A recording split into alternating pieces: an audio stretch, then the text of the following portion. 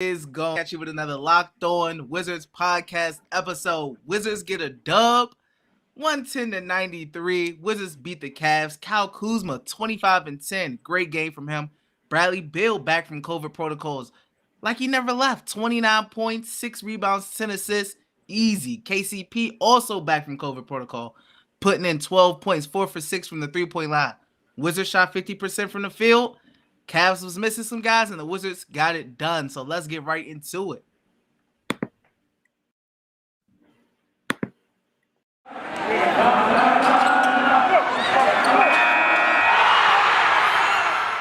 You are Locked On Wizards, your daily Washington Wizards podcast, part of the Locked On Podcast Network.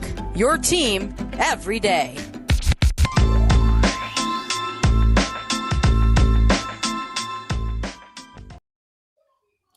What is going on, guys? DNA back at you guys with another Locked On Wizards podcast episode. Today's episode is brought to you by Prize Picks. Don't hesitate. Check out prizepicks.com. Use promo code NBA or go to your app store and download the app today. Prize Picks is daily fantasy made easy. Hey, Wizards got it done. Needed a W to get back over 500. They did it today. Cavaliers missing some guys. Ricky Rubio out with the ACL that they just learned yesterday. Wizards took advantage, man. And they got a couple teams coming up. Everybody's pretty beat up. Even the Wizards they're still missing some guys. Spencer Dinwiddie went into COVID protocols today. So everybody's missing some guys. So they're playing home. It's time to stack up some wins, and it's a good start today. It was a good start. How do you feel? I'm feeling good. This is a good one. They did what they were supposed to. The Cavaliers did have some guys out. We had some guys out too. Trez, Spencer Dinwiddie. We had a couple guys out, but Bradley Beal stepped up today, and he started off from the jump. He had the step back jumper on. I want to say it was on Isaac Okoro. He knocked that down. He had a great shooting night. Not only that, he was a facilitator tonight as well. 10 assists, had a double-double, 29 points. Just for some reason, Spencer is just more aggressive without Bradley Beal when Bradley Beal doesn't play. And then Bradley Beal looks more aggressive when Spencer Dinwiddie doesn't play. So these next couple of games, however long Spencer Dinwiddie is going to be out, that will be interesting to watch because this was probably one of the best games that Bradley Beal had this season. Shooting the ball and facilitating. Kyle Kuzma came out hot. I almost had the bold prediction correct because I predicted him to have 28 points. He had 25. He was 11 for 17 from the field. He had a double-double as well and had 10 rebounds. He looked bouncy. He was dunking the ball, finishing strong around the rim. And Bradley Beal didn't play ball for 10 days. Now, he does have a court at home, so he probably was shooting around in there. And as you said on Twitter, vaccinated Bradley Beal. We don't know if that had anything to do with it, but he was playing good ball tonight. Brad Wanamaker, man, I like what he did. And yesterday I said, his three-point percentage was pretty awful, and he didn't shoot a three tonight, which is he didn't have to. We just needed a point guard to go in there, facilitate, and set guys up, get Kuzma open for a three, get Bradley Beal in some open spots. Denny had a lot of wide open threes tonight. He wasn't able to hit, but Brad Wanamaker was helping facilitate the ball to other guys, Corey Kispert, Daniel Gafford. Wanamaker hit a couple floaters as well. I love what I saw from him tonight. I think he should get another 10-day contract, to be honest with you. I love the way he facilitated the ball. Granted, it was against guys like Pangos, Garland didn't play, Jared Allen didn't play, so I get that too. But honestly, tonight was the best the offenses looked. Honestly, this whole season, really, since that 10-3 start, guys were cutting to the basket, moving. We had some transition baskets. I love that. That was awesome seeing that. That was different, pushing the pace. Brad Wanamaker was trying to push the pace. Bradley Beal was trying to push the pace. KCP coming back from safety protocols. He shot the ball very well tonight. But just as a team, the spacing was great. 27 assists. Another bold prediction I had was 30 assists. They got close to that. Daniel Gafford. I love what I saw from Daniel Gafford. And the thing about Gafford, I'm a Gafford stan. I'm a big Daniel Gafford fan. And I'm going to be honest, he hasn't played well consistently this year. He's been up and down. He'll have a couple of good games. He'll have a couple of games where he'll have 2 fouls in a span of 30 seconds and he won't play, or he'll get inside his own head. The Joel Embiid game was bad. He didn't play well. He didn't play offensively. He didn't play well offensively.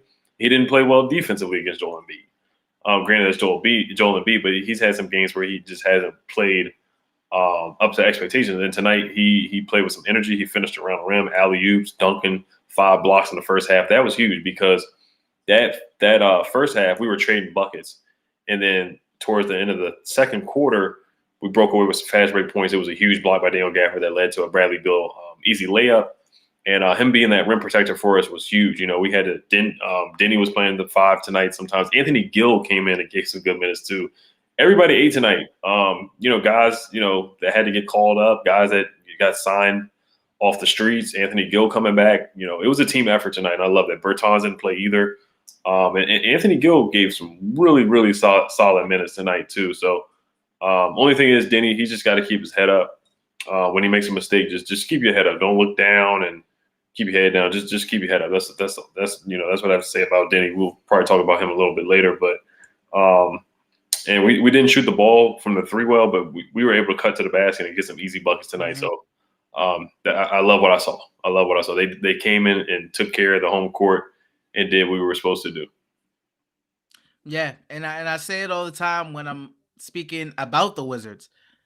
It doesn't matter if you hold a team to shooting poorly from 3 if you allow them to get what they want in the paint. And it was the opposite today. It was with the Cavaliers, and it helped the Wizards. It benefited the Wizards. The Wizards didn't shoot well from the 3. They shot 31%. But when you're shooting 50% from the field, I mean, it makes life easier. It makes it so you don't really have to be shooting that well from 3 because you're getting whatever you want at the basket.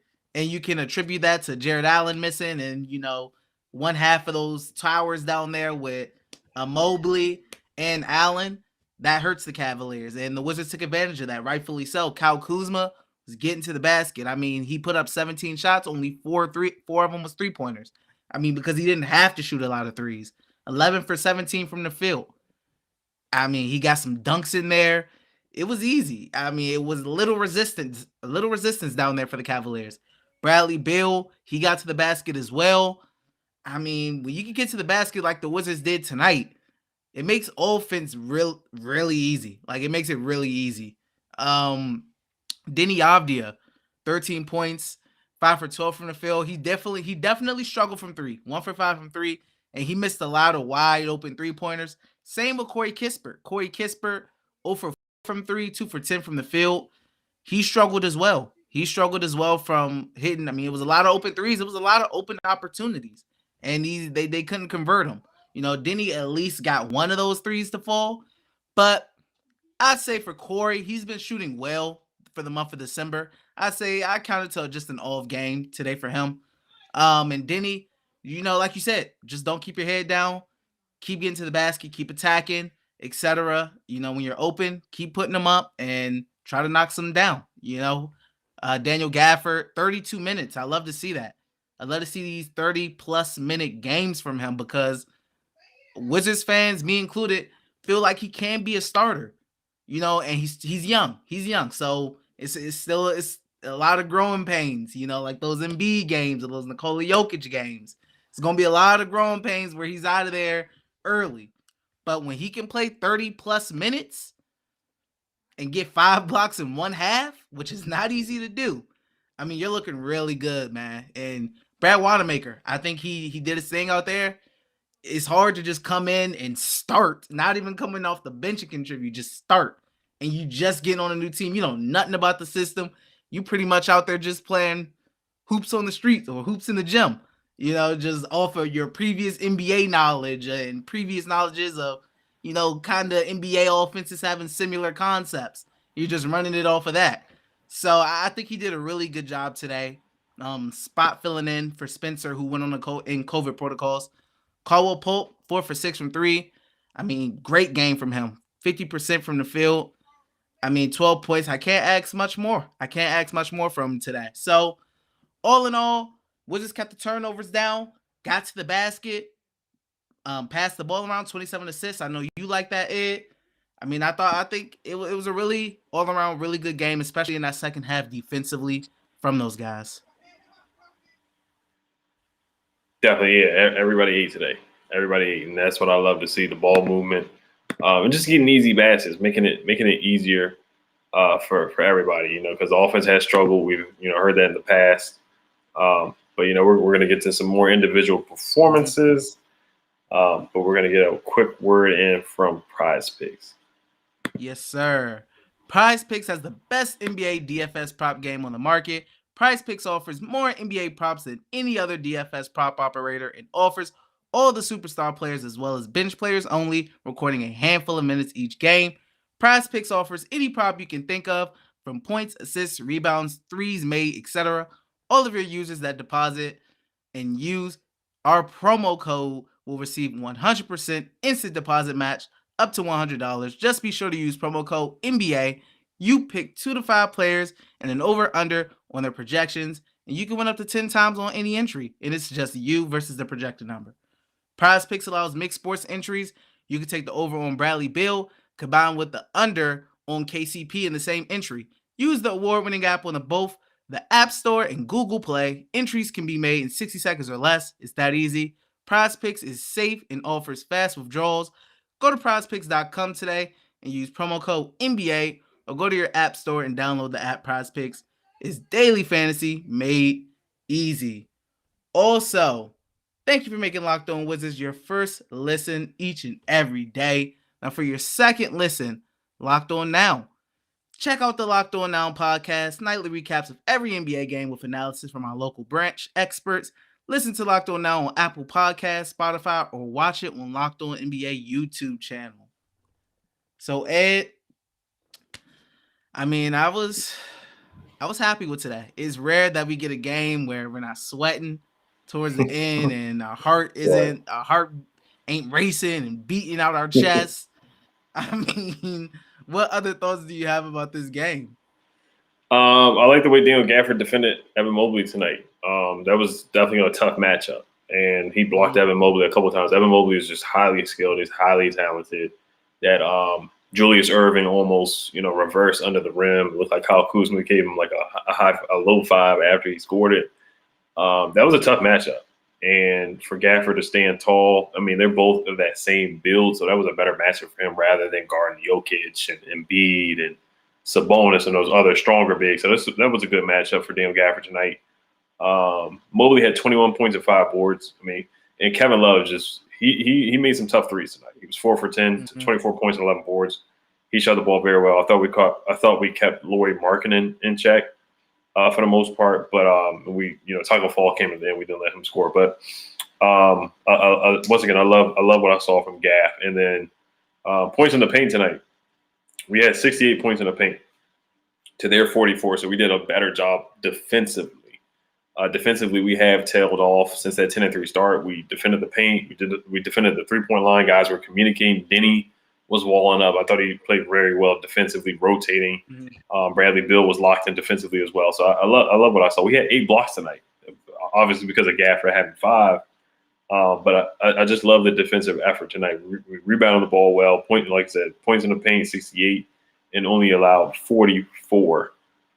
So, I mean, we just played a good all-around basketball game. Granted, once again, I know the Cavs had some guys out. We have guys out too. So it was just a good game all around. I love what I saw from Bradley Beal. We haven't gotten a lot of games where he has dominated a game. And this felt like a game where Bradley Beal was the number 1 player on the court. He was the best player on the court tonight, and that's what it felt like. And we always have this question, fans, people in the media are debating, is he a number 1 option on a contender? Is he a all NBA player, all-star, et cetera? We've had a lot of questions surrounding Bradley Beal and his play this year. And if he can keep this up, the Jazz game, he had a good game, so it looks like he's starting to hit his stride. I know he had a 10-day gap, but, the Jazz game, and I want to say the game before that too, he's been playing well. So it looks like he's getting more comfortable out there playing with his new team in this new roster. Yeah, and one thing I want to bring up that was interesting during the game was Deni Avdija. He had some time at the 1, and he was playing some at the 5. So new opportunities. You got guys missing with no Holiday, no Neto, no Dinwiddie, so your top 3 point guards is gone. And you got Wanamaker who can only do so much, even though he played 27 minutes.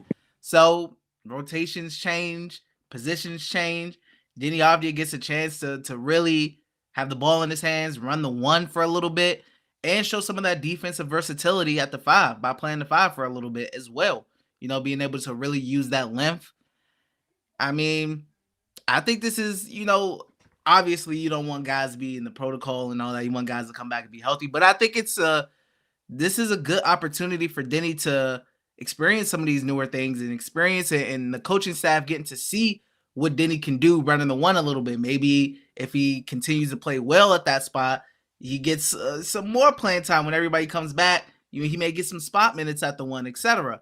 So, and we all know he has some playmaking ability, some ball handling. He's not a crazy ball handler or have tight handles, but is very respectable. Is very respectable. So that was a very interesting thing to see. And I want to say Anthony Gill. Anthony Gill gave us some good minutes. He played 12. I think it was a good 12 minutes from Anthony Gill. And he usually comes out and gives good minutes and makes the most of the minutes he does get. He's always active on the boards. I know he had one offensive rebound where he tried to put it back, but he did miss it. But I love the way he plays. He hustles. And I felt like the Wizards hustled out there on defense today. I feel like they hustled. They played with energy. They weren't lackadaisical. After that first quarter where they gave up 30 to the Cavaliers, they had 3 straight quarters of only giving up 21. Second, third, and fourth quarter, they only gave up 21 points to the Cavaliers. So, and like I said, first quarter, Kevin Love, Evan Mobley came out smoking. They were hot. And they locked it down. Evan Mobley ended up getting 21 points, but on 20 shots. Only went to the free throw line twice. Kevin Love had 24 on 15 shots and went 4 for 10 from the three-point line. So, I think they did a good job, cutting off the water of Evan Mobley and Kevin Love as the game went on, especially after their hot start. But all in all, I'm happy, man. I'm just happy they got the dub. I'm happy they got the win. I know next we do want to talk about players of the game, X factors as well. But before that, we do have a message. Go ahead, Ed. Yes, sir. And then just want to give a shout out to Jaime Echinique. He was crying today from the beginning of his post-game press conference. Had lots of emotion. This is from Chase Hughes after all he's been through and making history as a Colombian NBA player. So I just want to piggyback off what you said before we do get to the next segment about guys getting more opportunity to develop and get better. This is a great opportunity for Denny. Same thing with Corey Kispert. Denny had an up and down game. There was a stretch where I felt like he missed 3 threes in a row and put his head down, but he picked his head up in the second half and was still had 6 rebounds, 13 boards. He missed a layup in the beginning too from Bradley Beal. I want to give a shout out to Bradley Beal once again because he made a great. Not only did he make some nice assists to Daniel Gafford, but he made a great hockey pass to Denny, and then Denny made a really nice pass to Anthony Gill for basically a dunk. So that just showed the ball movement and the unselfishness that we want to see more from the guys. Not worrying about touches, not worrying about getting shots up, but just worrying about facilitating and moving the ball and getting better as a team, as a roster. So that was one of the great signs that I saw. But before we do get to player of the game and X factor, and just a quick look at the Chicago Bulls, who are on a 5-game win streak. This episode is brought to you by Built Bar. My favorite flavor is cookies and cream. I always put it in the microwave or in the fridge just to give it a little bit more flavor.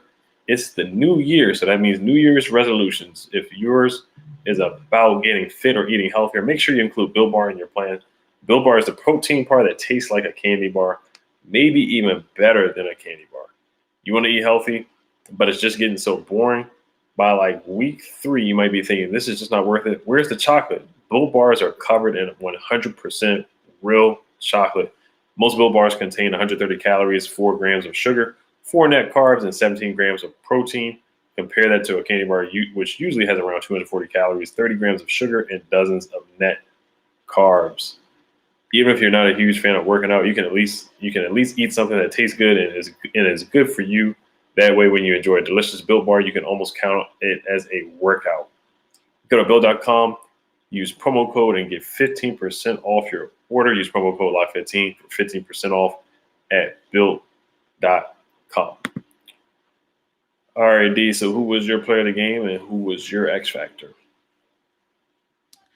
I would say player of the game, Bradley Beal, dropping 29, 6 and 10. Coming off the COVID list, I thought he may be a little rusty. I thought he would come out have a little slower start, but he came out firing, man. He was hot. So anytime the number 1 guy on the team has the best game on the team, I'll give him the player of the game for the most part.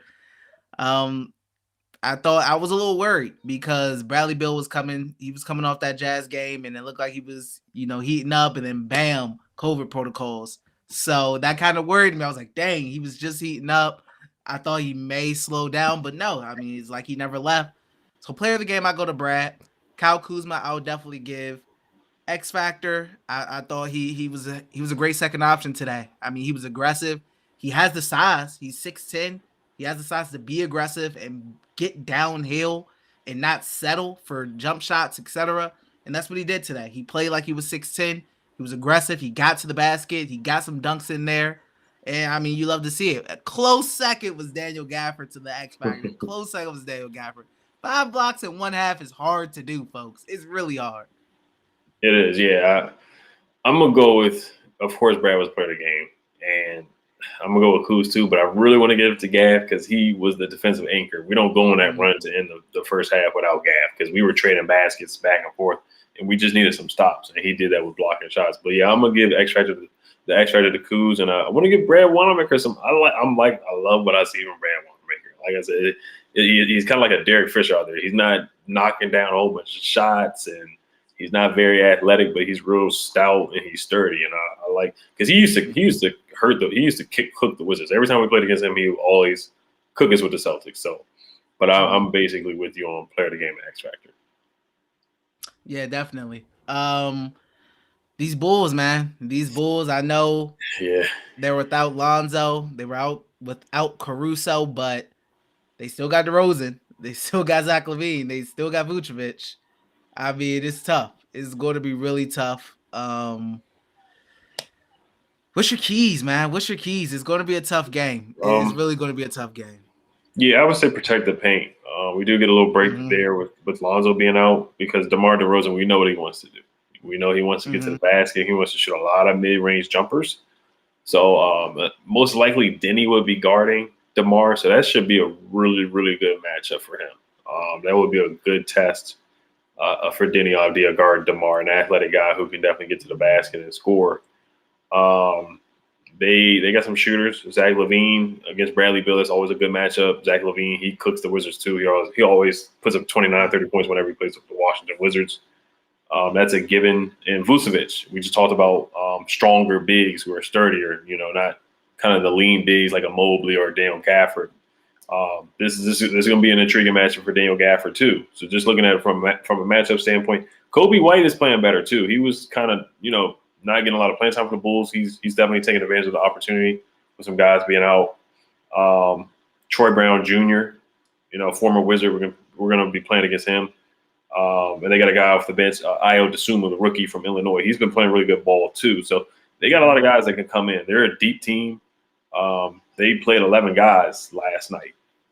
So they're going to be a tough, deep team. But I would say protect the paint, defend the three-point line. Let's move the ball. Let's keep it up. Let's build off this momentum of moving, the extra pass, the hockey pass.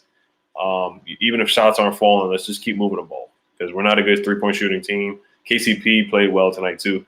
And I'm intrigued to see some more Brad Wanamaker. I want to see him. I want to see some more of him. I'm really liking Brad Wanamaker. I really am. But keys to victory: defend the paint, rebound the ball movement, and just keep cutting.